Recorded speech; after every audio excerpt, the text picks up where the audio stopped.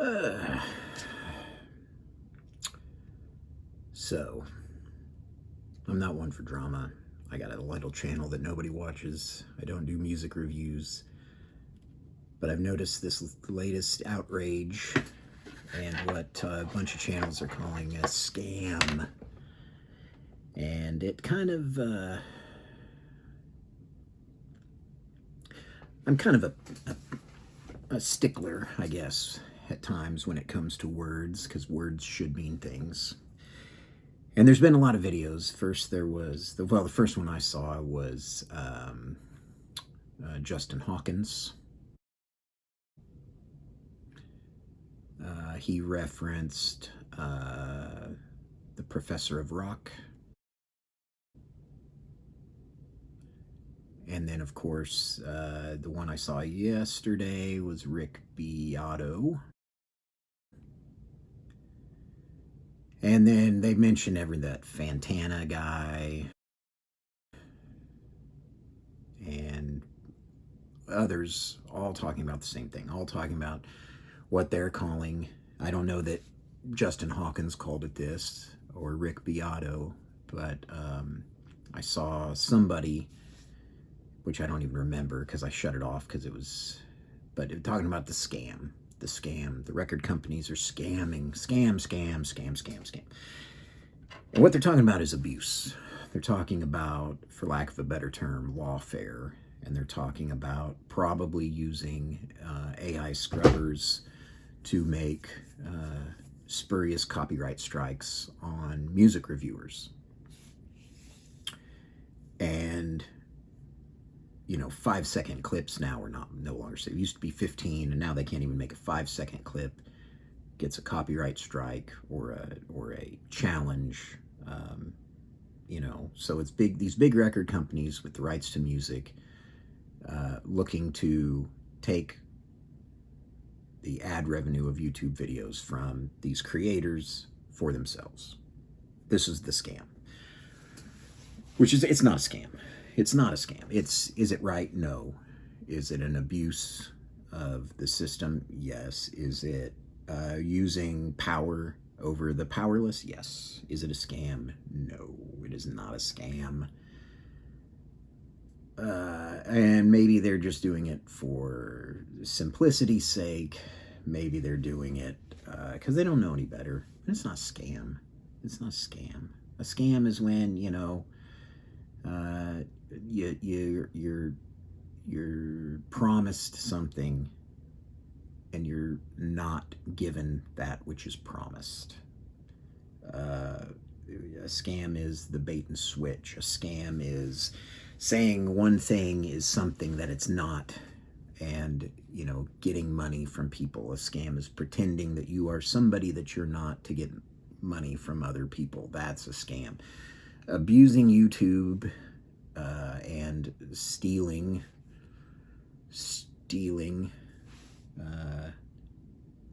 ad revenue over a video talking about someone's music because you own the rights to that music. It's not a scam. It's dumb. It's an abuse of the system. It is ethically wrong, but it's not a scam. So that's all I was gonna say. Is I kind of like I watch Justin Hawkins' vids every once in a while, and I get it. From what he does, I could see, he reviews music and he plays the things, so I could see that. Professor of Rock, I've got mixed feelings on Professor of Rock. I used to watch his videos. And then I would see these posts. This is before this. This is months ago. Oh, I'm being shadow banned, and my videos aren't getting out, and they don't want you to watch these videos. And, dude,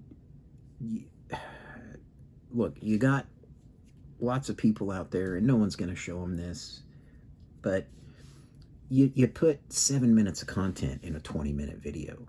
Your intros are all the same, and they're too long. You talk and talk and talk and talk, and then you do an intro on the song, and then you do another intro about the artist before you get to the song. And there's a lot of fat that I think, like myself, I'm not interested. I as whatever nugget of trivia or interesting story about a certain song is in there, I'm not. I'm not a busy guy. I don't have a life, but I'm not gonna sit through 8 minutes of fluff to get to that little thing. I get it. He wants to make the long form and he wants to add revenue, and I get it. But I also know that he doesn't really need to play those songs. I mean, I get when he does the top 10 and whatever, he looks at, oh, we'll never have another year like this. But, when playing those, I get that. But when he does his interviews, you don't necessarily need to play those songs in there. So, is it a bad deal that people that have built an audience over a certain thing now really can't do that because of an abuse of the system? Yeah, it sucks and it shouldn't be happening, but it is happening. You're not gonna win, so starve the beast. Quit making those content. I mean, that sounds harsh, but if you're mad that your hard work is going to somebody else's pocket, don't put in that hard work that way so they can't take that money.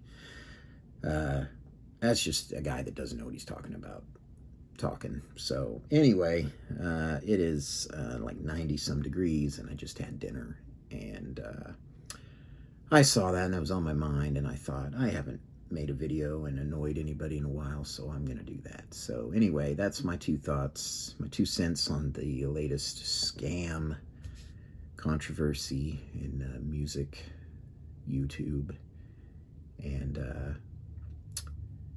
yeah, I mean, we don't need another reason to despise the big music companies. I mean, they've been horrible people for years.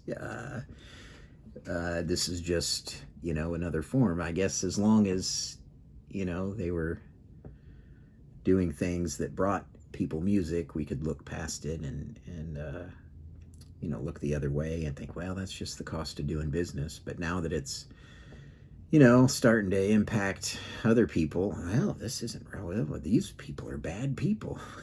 Yeah, they've always been bad people. Anyway, that's just, I'm gonna stop, because every time I say, hey, just a real quick video, I end up talking for 20 minutes. So I don't want to do that. Anyway, if you made it this far, leave your comments. What's the latest scam that isn't a scam? Are you afraid of getting people that actually have people that watch their videos? Are you afraid of getting copyright claims and potentially losing revenue if you get any, or getting copyright strikes? Tell me your thoughts, and we'll catch you another time.